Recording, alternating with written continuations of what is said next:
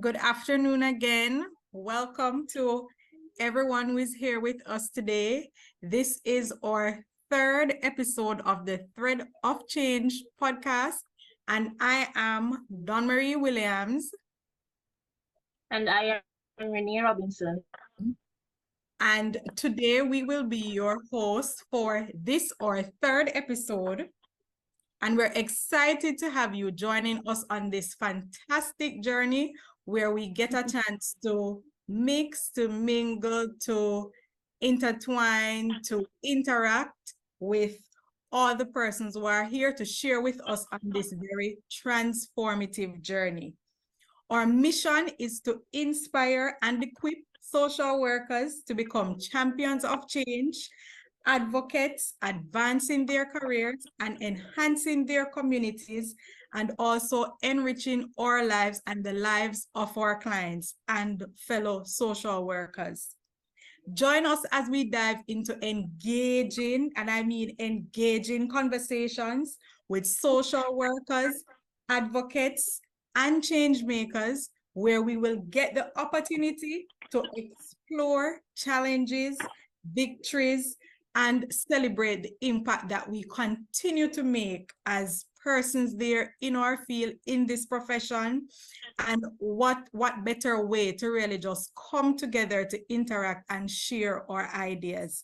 It is rounding up towards the end of social work month, by the way. So this gives us an opportunity, and not just this episode, but all our other upcoming episodes, to really just fellowship and interact with each other.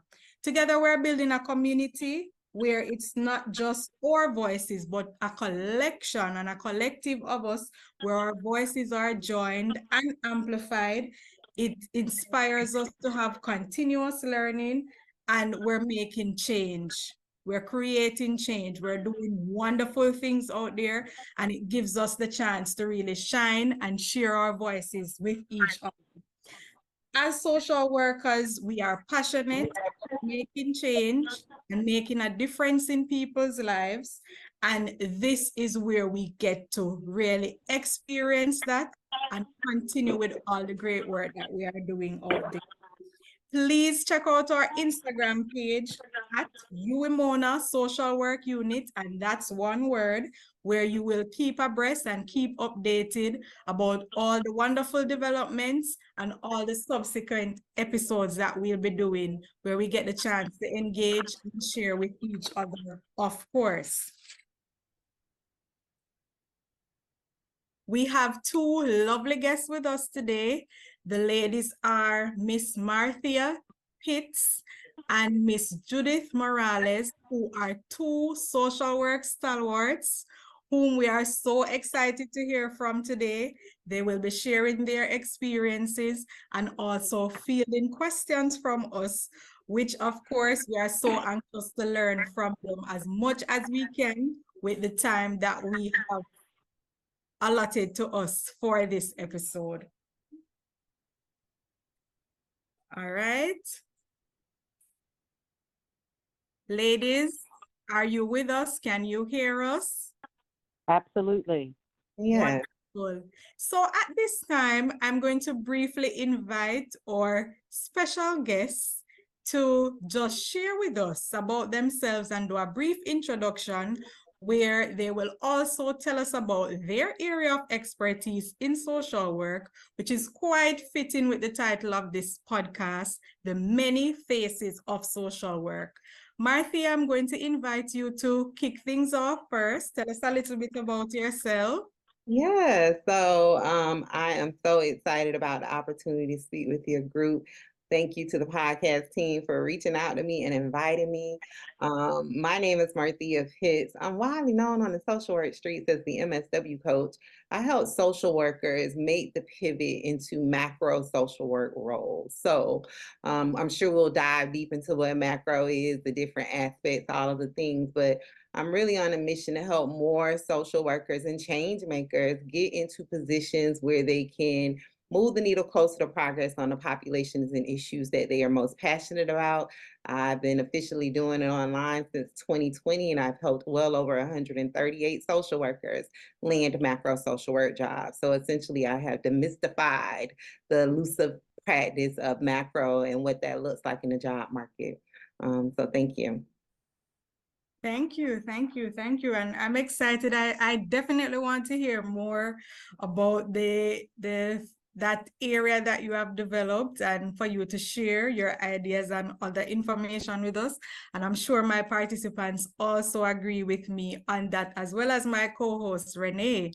At this time, I want to invite Judy to just share with us also her introduction and tell us a little bit about her work and her roles. Judy, Sure. over to Hi. you. Yeah, I've been a social worker I've been a social worker since 1976, and I started out being a social worker in child abuse and neglect investigations. After that, I started working in pediatrics, and I worked at two major hospitals in both inpatient and outpatient, working with families to help cope with the medical conditions that their child presented with. Over the years, I worked with substance use disorders. I got another license in alcohol and drug abuse, and I worked in a program that was grant funded to provide services for mental health and substance use to patients that were coming into this community-based organization. There have been other jobs in between.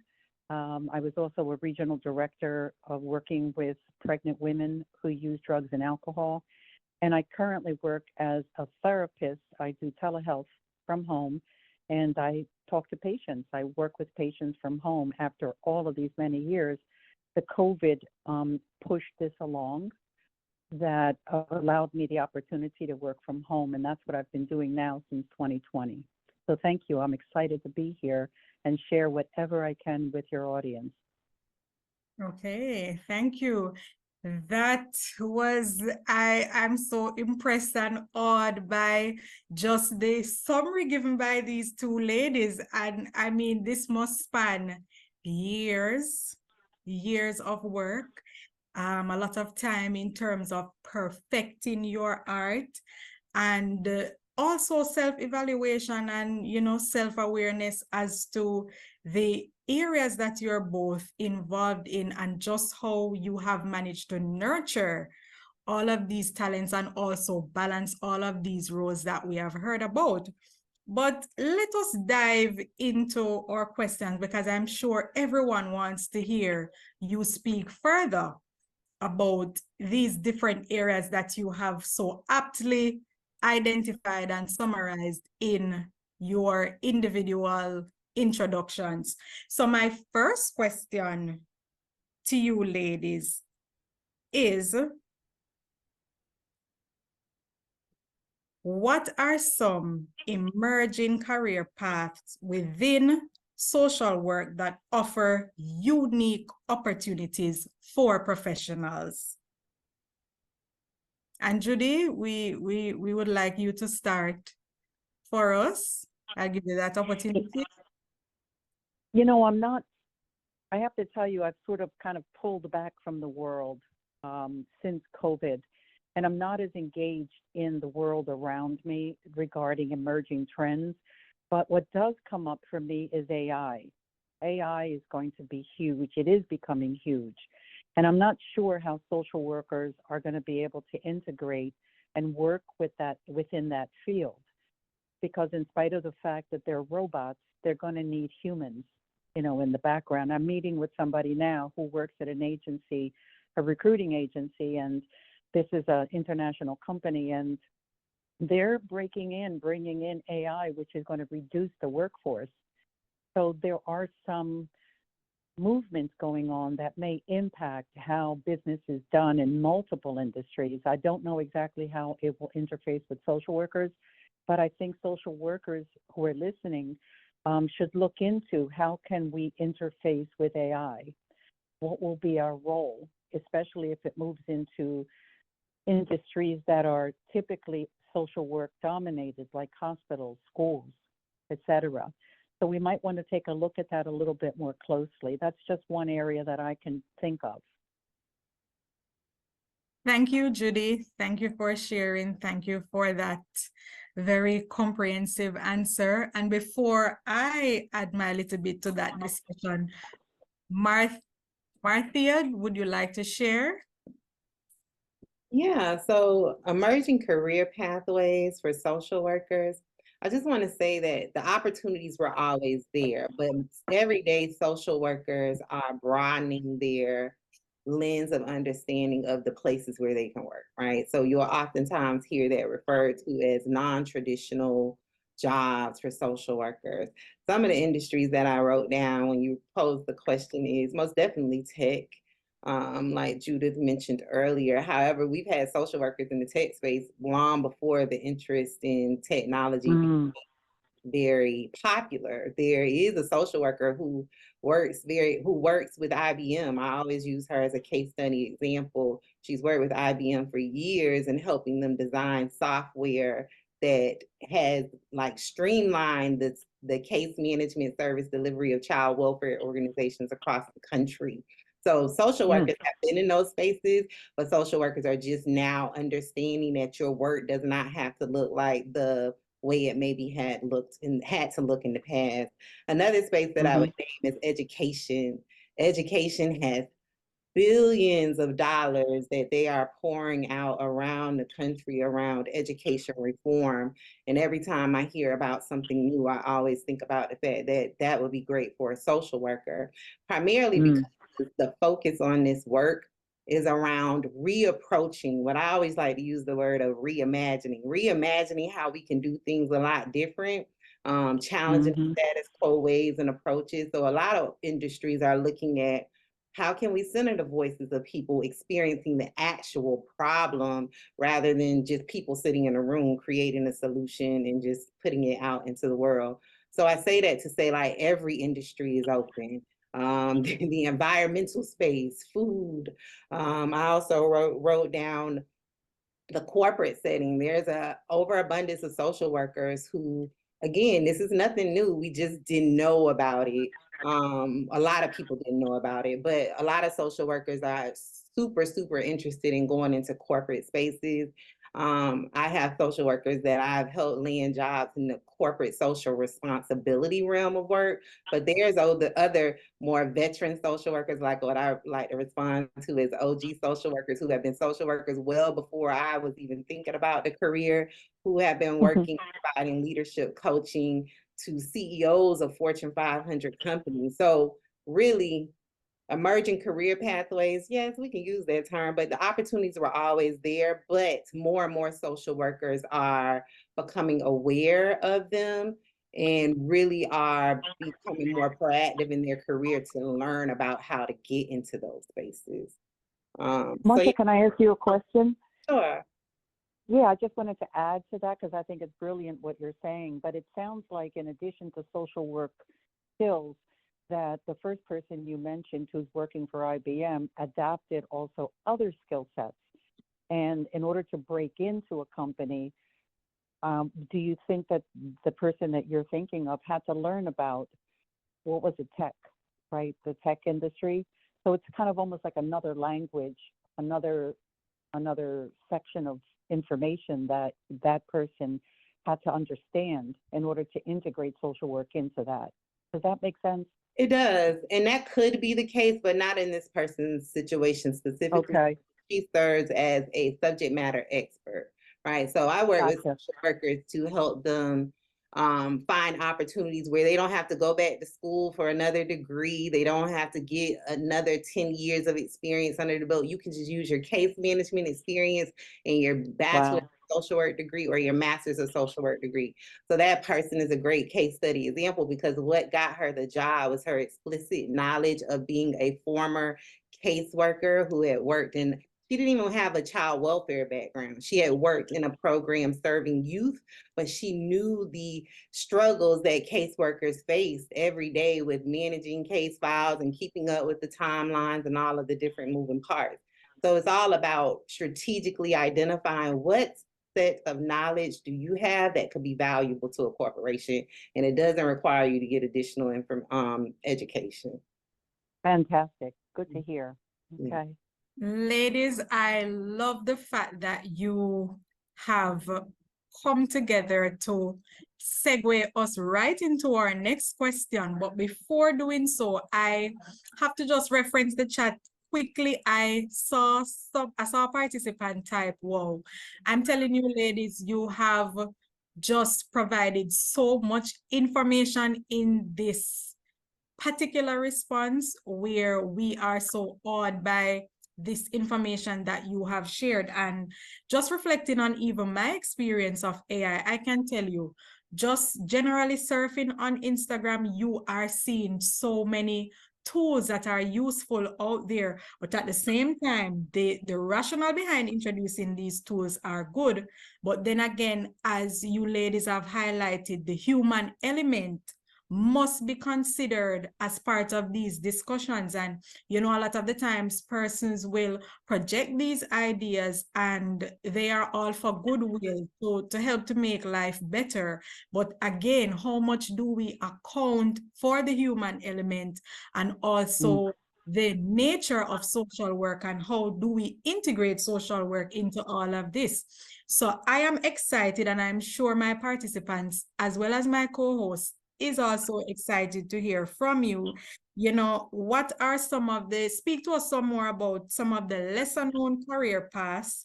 I know that you have highlighted a few of them, including IBM just now, Marthea.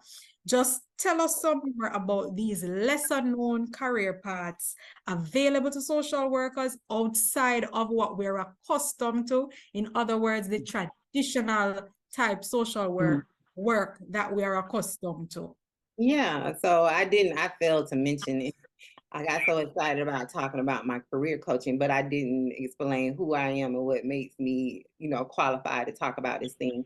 So I am a macro social worker. My area of focus is workforce development. So I have several years of working in the workforce development space. I started out on the front lines as a workforce development career counselor, where I helped hundreds in my city get jobs. And it was in that role that I noticed a lot of glaring inequities in the workforce development system. So I set out on a mission to be as proximate to power as possible to create better opportunities for people that look like me. And so with that, I've worked in policy, in the workforce development program, the same program that I worked in on the front lines. I've worked as a researcher in the R1 University. I've worked as a director of the Global Education Pathway Program for an online high school. And my most recent job was with one of the oldest think tanks in the country, where I co-led a $2.5 million initiative where I helped mayors and their executive leadership across the country create equitable career pathways for under-resourced youth and young adults. So I study the labor market. So that's why I'm able to help people transition into jobs, because I use my knowledge of what social workers do, and I help social workers reimagine where they can go based on the opportunities available in the workforce. So with your question around some of the other areas, one of the other areas that I identify would be a great fit for social workers is what they call UX design, right? So it's user experience design. Corporations develop products, services, and software similar to what I mentioned earlier with the social worker that works at IBM. And so in order to develop those products and sell those products, they have to know and understand who their target customer is. What are their likes and dislikes? What would they want in a product? What would they not want in a product? And so you will see user experience jobs, UX design jobs in place. In like the last one I saw was with an insurance company, a large insurance company based out of New York. They were looking for someone with extensive knowledge about Medicaid and other forms of I'm not a medical social worker. I just learned from my clients who are medical social workers, but like the qualified healthcare options and all of those things.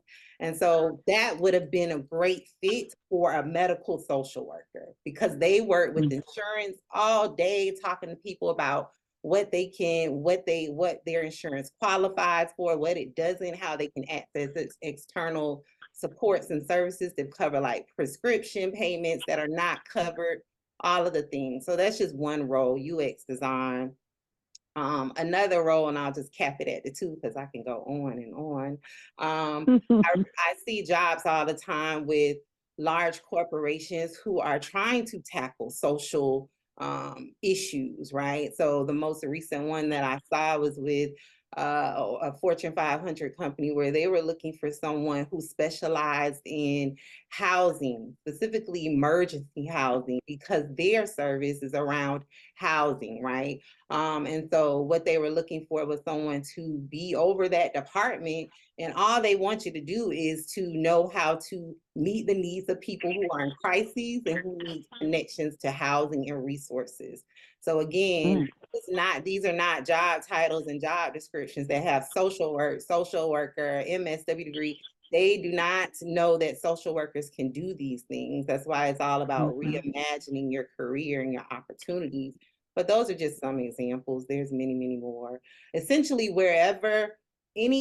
my approach to the work is any industry, any profession, any job, other than one where you have to be highly, highly credentialed, like a medical doctor or something like that, you can transition into. It's just all about a strategic approach.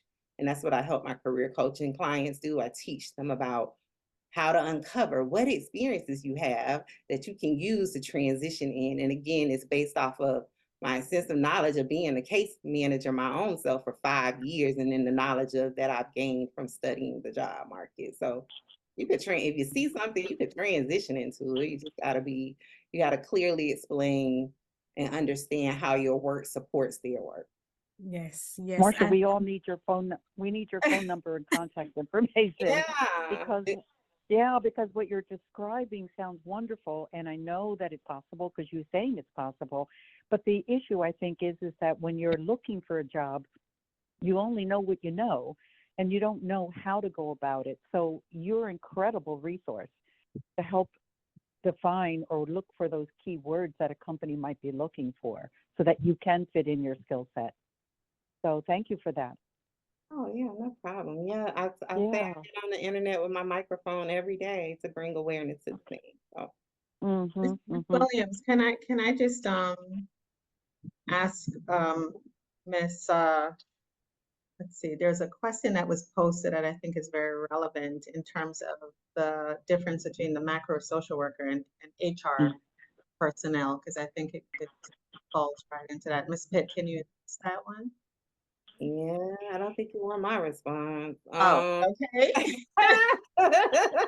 So just a little like, I love to laugh, so you should be laughing every day. So no, in all seriousness though, so lots of social workers have interest in HR related jobs. The way I interpret that is because it's a case management adjacent role. That's what I call those type of positions. In HR, you're required to serve people one-on-one. You're required to listen to their most intimate problems and details. You're required to do crisis management, all of the things you're required to do in one-on-one direct practice, micro level work. And so it's an easily identifiable role for social workers because they're like, they may not name it explicitly as that, but it's adjacent, right? It's still all in the same family, but it doesn't constitute as macro level work. Macro level work is where you are serving large populations, communities, cities, the country, the world.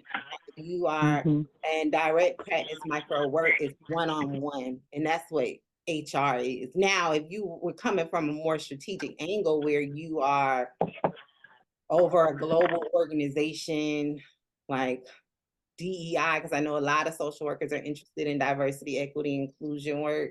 So maybe if you're coming from that angle where you are revolutionizing a corporation that's all over the country or all over the world, then yes.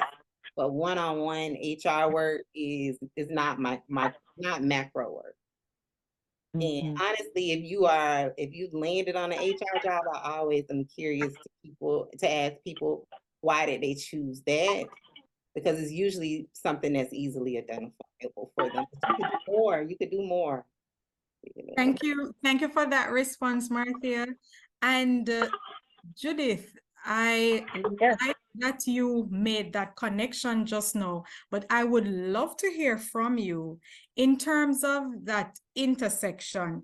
Can you speak to us some more about just how social work careers, particularly health education, or say, for instance, even criminal justice, how does it intersect with these other disciplines that we know of out there in our different environments, and especially how do they intersect with any level of social work practice, may it be micro, meso, or macro practice that we just highlighted just now?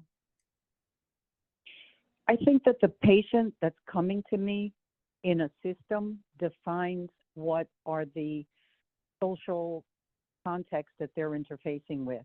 So let me give you an example. The last place I worked at was a substance use treatment agency primarily with a mental health component. So the patients coming in were part of the court system. They had been in and out of jail, probation, parole. I worked with the substance abuse community, and they had to test them. They had to see if they were still using heroin or whatever that they were using. There was child protective services involved because some of them had their children removed, or the children lived with them at the Mommy and Me program. So the client taught me all the agencies that they're involved with and how I needed to connect with the client by helping her, assisting her to navigate those systems. So by default, I learned about those other systems because the client brought that to me. See what I'm saying?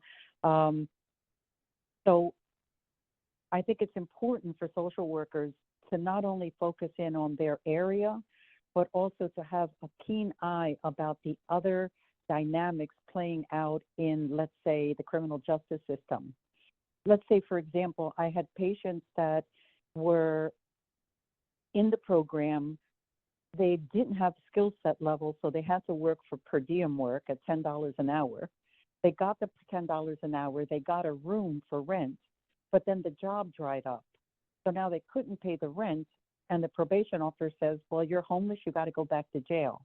So there was this constant, perpetual in and out of prison, or not prison, in and out of county jail for financial reasons, because they couldn't hold on to the job because the job let them go. Or they themselves did something to mess up their opportunity at the job. So I found that the patient is telling me what the system around them has created, either for them to fail or for them to succeed, right? So the interfacing is understanding those systems, finding out as much as I can about them. And because I wanted to know more about substance use, I got another license just so that I can be respected enough to say, oh, I know what I'm talking about, although I knew what I was talking about, but I needed the license anyway. And also, to be honest with you, being there, I learned so much from the clients. So I'm glad that I got the license, and they taught me so much. So intersectionality, I can't even say the word, my tongue gets. It's anybody that walks into our lives, comes in with 25 agencies or people behind them. Nobody comes in a vacuum. We have to understand what the client is bringing to us, and then understand how that system is attacking or working with them or against them. For a person who has domestic violence, for example, and the children are removed because she refuses to leave the guy or whatever. So I find that the clients teach us about other agencies, and then we as a social worker need to perk our ears up and learn as much as we can about those systems and those cultures, because each of those systems has its own culture. And I can't walk in there talking my way without understanding how they interpret information, so that I can try to negotiate and get the best possible outcome for my client. So that's what I think about your question, I think, if that's what you were asking me. Yes, Is that what you were? Yeah. that's indeed what Yeah. I was asking, and you even took the conversation and that response further.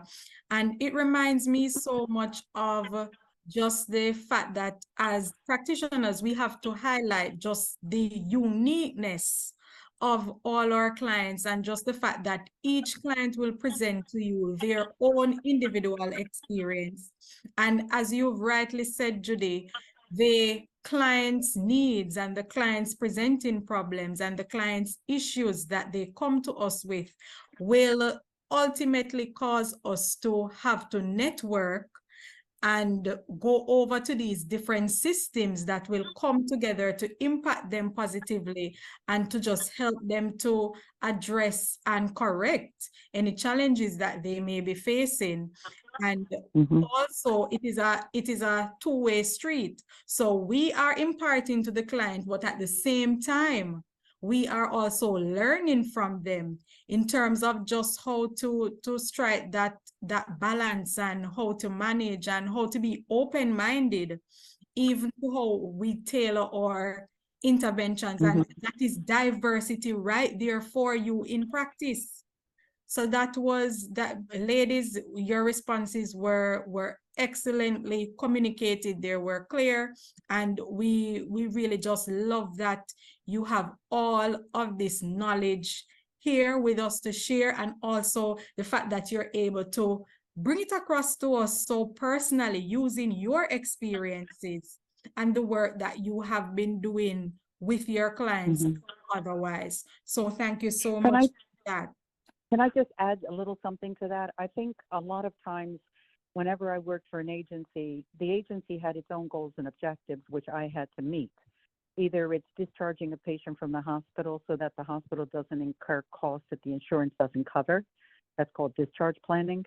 And I'm sure you know that already, but so I might come out and tell the client that I can provide or help negotiate or get services for them, visiting home health aid or this, that, and the other. But if the client does not believe that that's her or his priority, it's not going to work. I need to keep two ideas in mind: what the agency wants from me and what my client wants from me. And my loyalty has to be to the client, but I also need to keep my job. So it's a fine line sometimes, a balancing act to make sure that my client's needs are key, and whether or not I'm willing to fall on the sword for my client versus the agency. Do you see what I mean? So the client is going to dictate what the priorities are. I can come up with the most brilliant case plan, treatment plan, but if the client isn't buying into it, no change is going to take place. So I have to listen to what my client is telling me as a priority. If food is a priority, then I have to try to get that food for that client. If babysitting is a priority because she can't go to other appointments unless she has somebody she trusts, then babysitting is a priority. So I have to listen to my patient, and they have to guide me what their treatment plan is going to be, not the other way around. Yes, definitely, definitely. And at this time, I invite my co-host Renee to take over from me a bit. You must be bored hearing from me this whole time. Not at all. You've been So wonderful. Thank you. let us hear from the lovely Renee at this time. Over to you, Renee. Sure. Thank you. Good afternoon again, guys. I hope you're hearing me clearly. So Yes. thank you for that response, Ms. Judith. I know that some of us may have experience with wanting to meet the needs of our clients, but also want to meet the need of our agency. So sometimes we may find ourselves in a bit of an ethical dilemma, but I know that one way or the other will work it out, and that both of us, that everybody involved is pleased. So thank you so much for that response. Now, moving on to our next question, which is, can you share some stories or example of social workers who have pursued unique career paths or made significant impact in their communities? And since Miss Marthea is a macro social worker practitioner, I would like to hear her response on this question first. What number is that? What number question is that? That That one was is question. number 9, Marthea. Number 9. Okay. Oh, thank you. Thank you. Thank you. So, pursue unique career paths. So the one I gave the example earlier of IBM. Also, there's another veteran social worker. I didn't really go into depth about what she does. She has a heavy clinical background, but she provides leadership coaching and consulting to Fortune 500 companies. Also, I always like to reference a former executive director of mine, Dr. Jessica Price. She recently served as the executive director of a research institution here in Florida, where she helped actually get laws passed around the workforce development preparation of child welfare caseworkers. But she's also done a TEDx. She's recently on a book tour where she has chronicalized her work around the child welfare system and implicit bias. That's her subject matter expertise. So she's already always a case study example that I like to share with people, to say, like, even if you want to do research or policy, which is her focus area, you still can blend in the things that you love, right? She's an avid reader. She loves reading. She loves writing. And so now she's on a book tour. The last post I saw, she was in Washington, D.C. at a bookstore promoting her book. And she has a huge following. She has over like 20 million views on TEDx, right? So as a social worker, you can do whatever you want to do. I always say it's just a degree, but in addition to that, your skills, your abilities, your competency, and more than that, your emotional intelligence, like to be aware and think of others the way that you do so deeply, really can create any opportunity that you want. I totally agree with that. Ms. Judith, would you like to add anything? The example I'm thinking of is someone I knew who was the director of social work department in hospitals, and he ended up working for the Ford Foundation in New York, and got a real experience there working with a foundation that provides grants to people all over the world. So they are like unique career paths, right? And like you were saying, Marcia, there are so many opportunities, and you really have a lot to offer, and I want your phone number. You didn't find that funny? I think it is. Hello? I was on mute. I'm here. My website. Oh, okay. Yeah. Okay, thank you so much. I do believe that social workers, we can work anywhere. We just need to probably create our own jobs. One of my lecturer would always say, wherever there are people, there are social workers jobs needed in that aspect, right? So thank you so much for that response. And that was a segue into our next questions. What are some examples of transferable skills gained through social work practice that are highly valued in other industries or professions? Ms. Judith?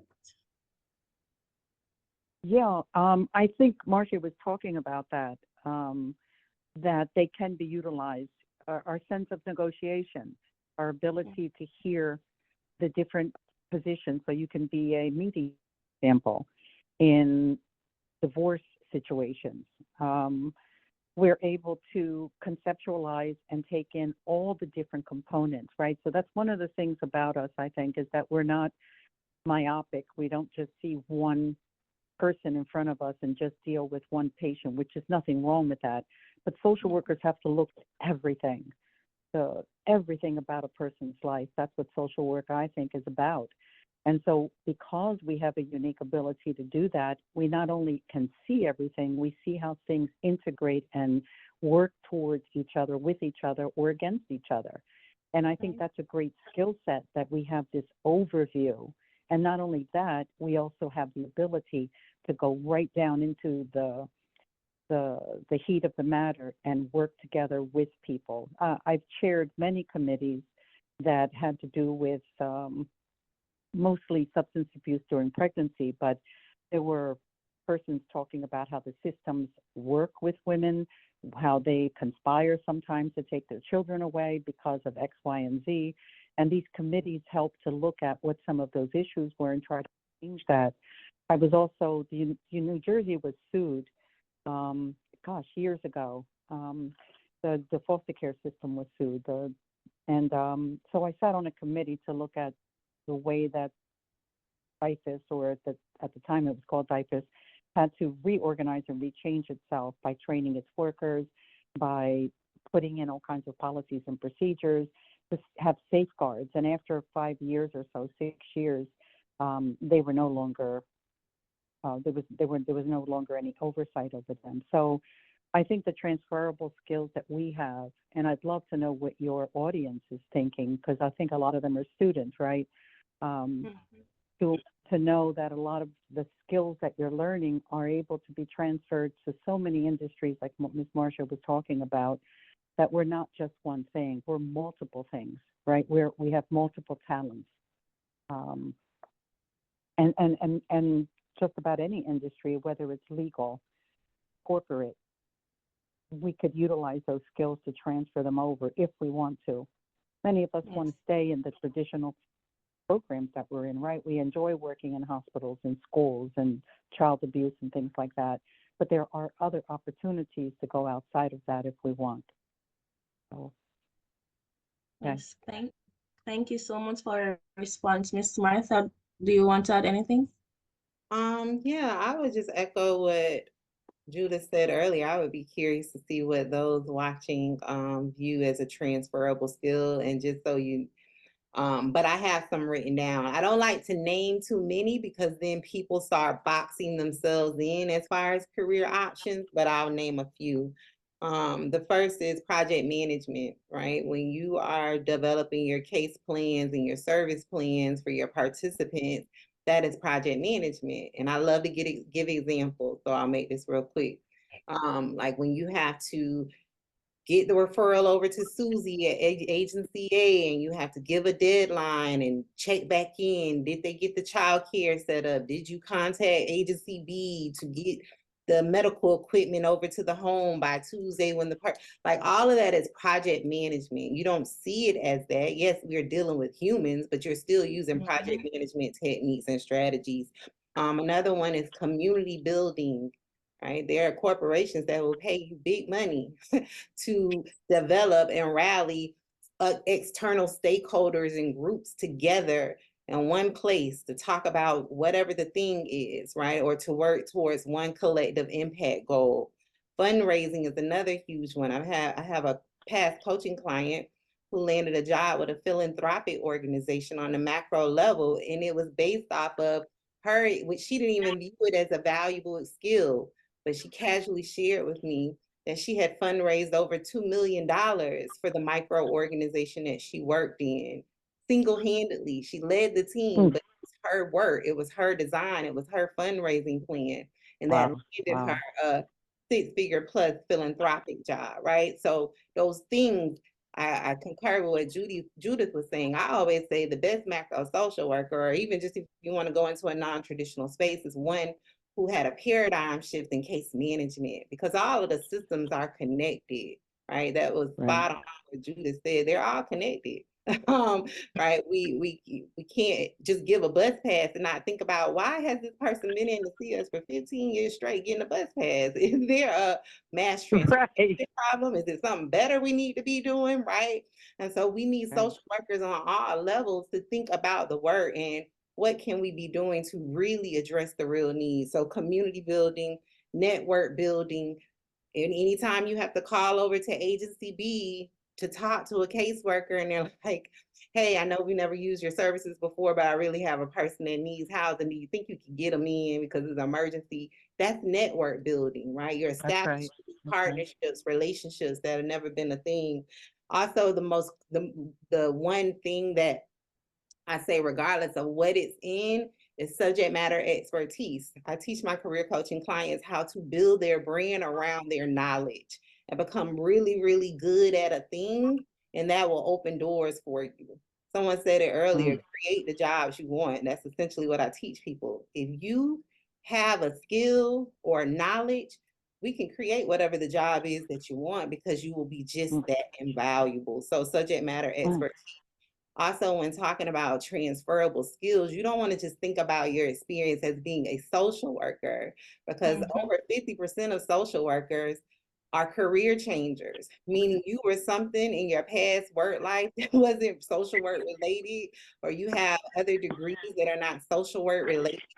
You can use those experiences to transition into wherever you want to go. So I have people who were bankers before becoming social workers. I have people who were CNAs and teachers.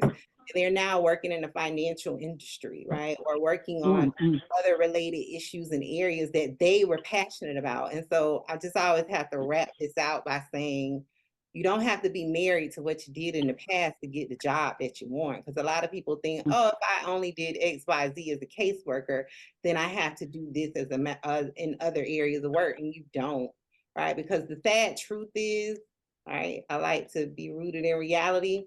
A lot of social workers don't enjoy the work they do. So we don't want to go into the new phase of our career, continue to do work that we don't like to do.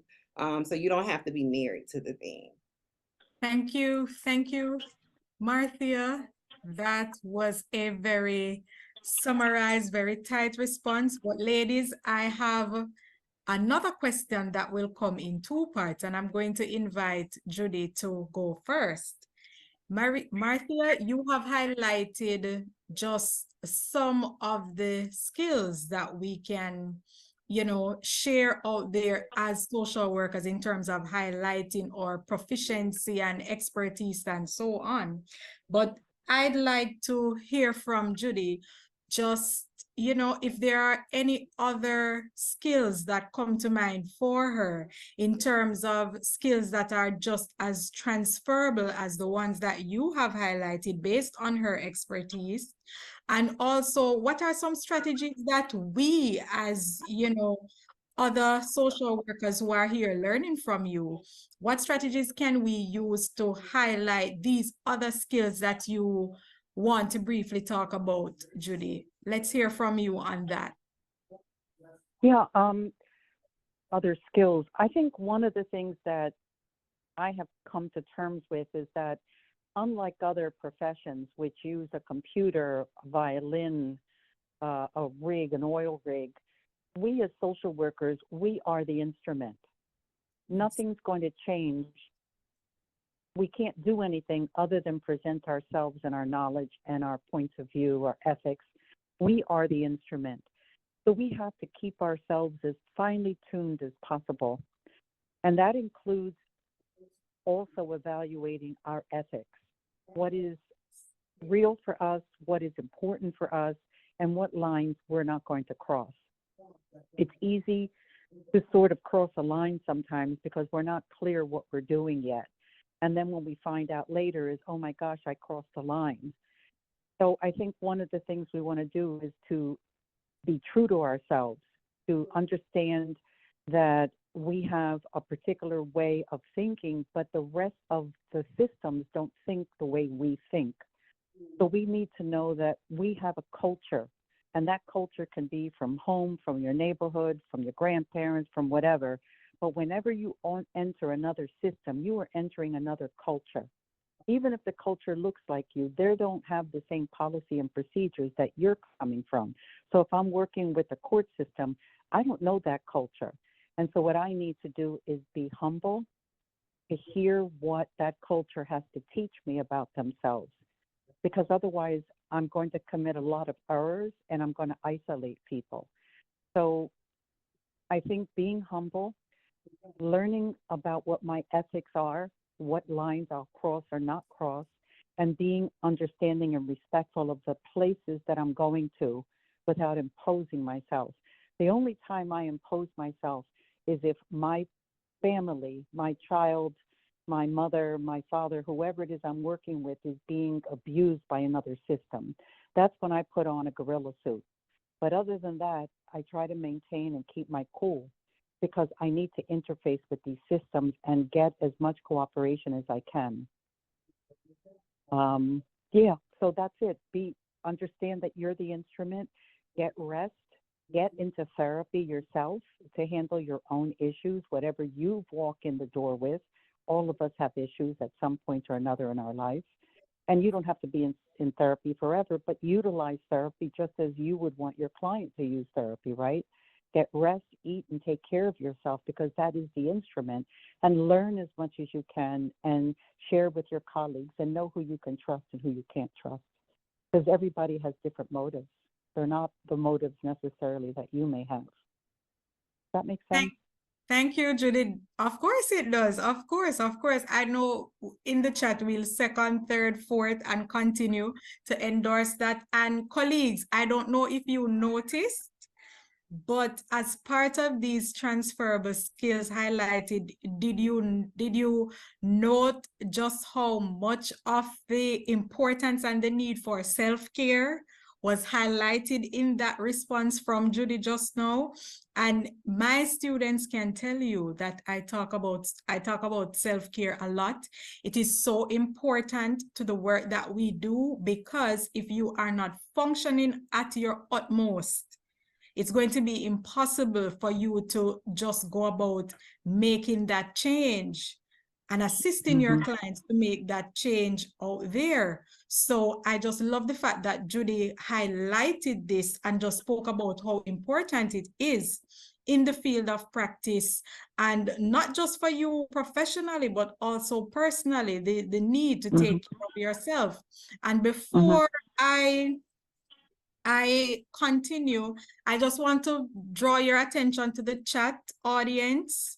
My co-host has shared a link that goes in detail to speak about the UWI Social Work Department's MSW program. So I'm going to invite you to have a look at that in your free time, to just look at the overview, the programs offered there, and just how much of the courses that we are sharing with you as part of building this dynamic program and tailoring it to the needs of our professionals out there who want to definitely aspire to improve themselves and go higher in this area called social work. So when you get some time, please have a look at that.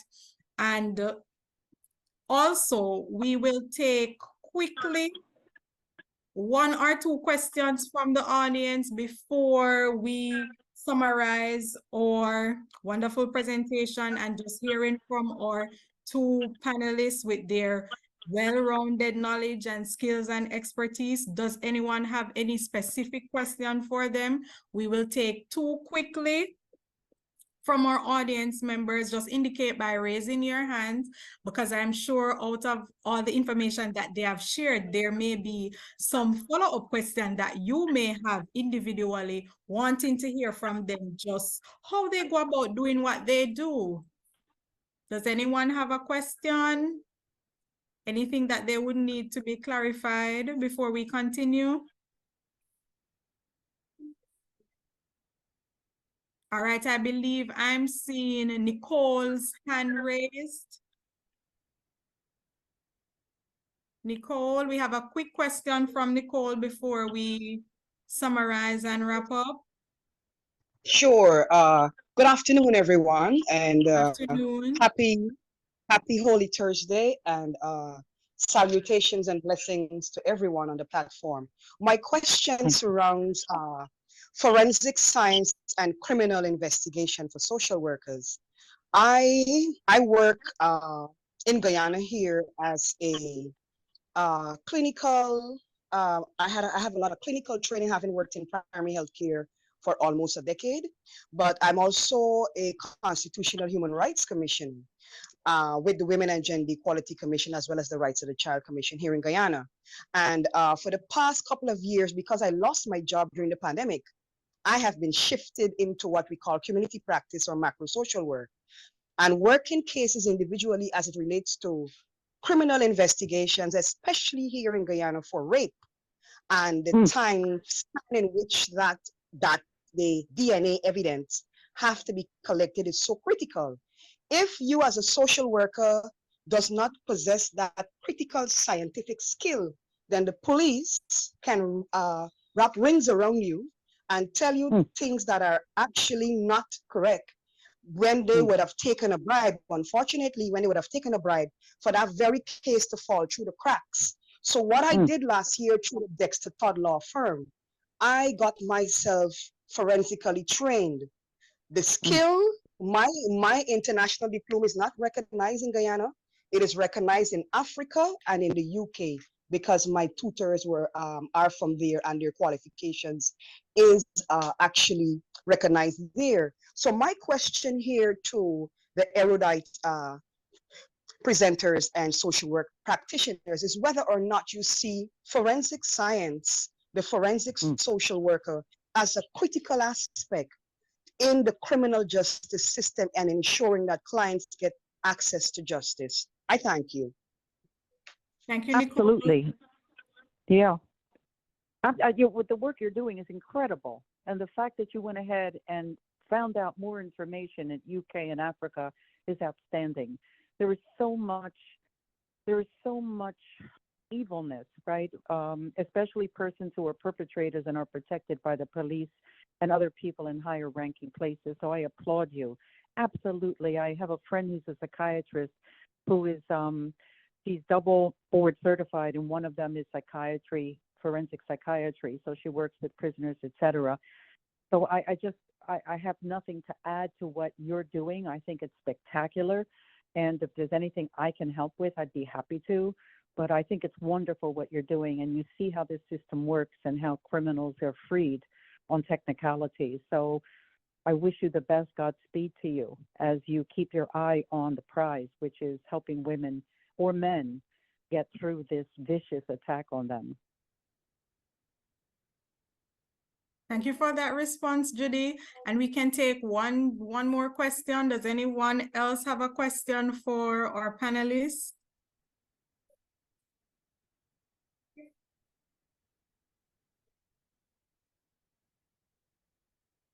Okay. Going once, going twice. Thanks to our participants. They have been keeping the chat so active and lively, sending us commendations, sending commendations to the guests. And we want to just thank you so much, ladies, for agreeing to come, for agreeing to participate, and just for sharing your wealth of experience and knowledge with us.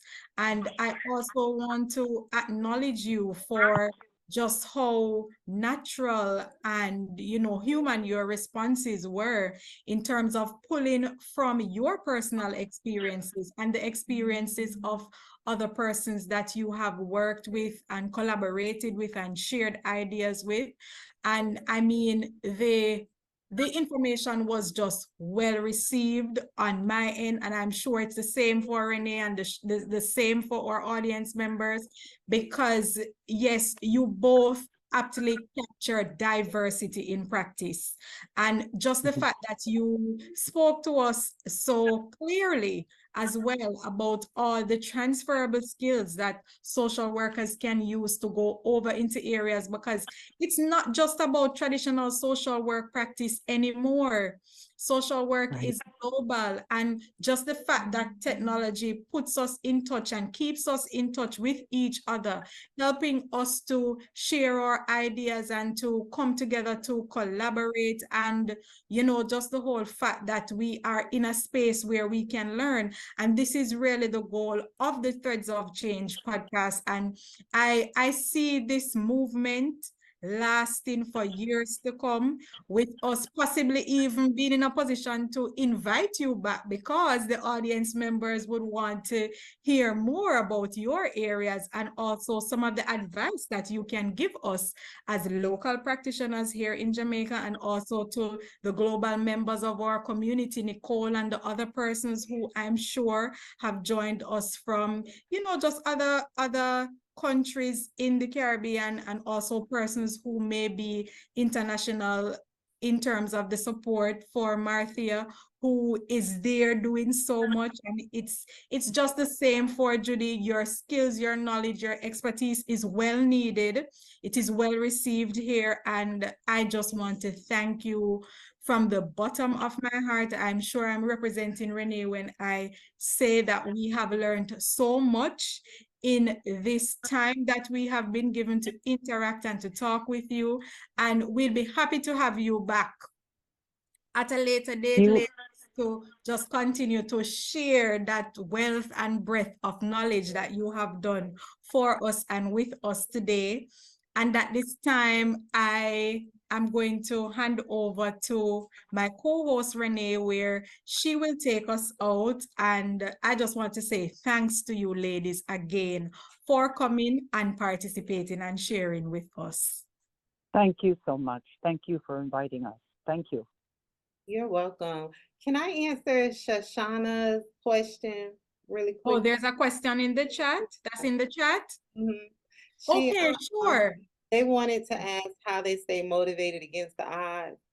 I lean very heavily into my faith. I'm clear on the why behind my work, and I keep going despite the fear that I have. So knowing your why is important. That's how you persist, having a solid foundation. You need to lean heavy into whatever is pushing you to do this work. Tap into that. And when you don't have that or can't find it, because it can get lost sometimes if you're experiencing burnout and you're not prioritizing self-care, like Judith mentioned earlier, you need to tap into that power source that you use when you advocate for your participants. All right. So you don't take no, you don't stop when people tell you no, you can't get a thing, you keep going, you tap into that. I hope that helps you. I'd like to add also that for me, in my experience, in some jobs, I stayed too long. I should have left a long time ago. And I stayed because I thought that I was doing something wrong or things can get better.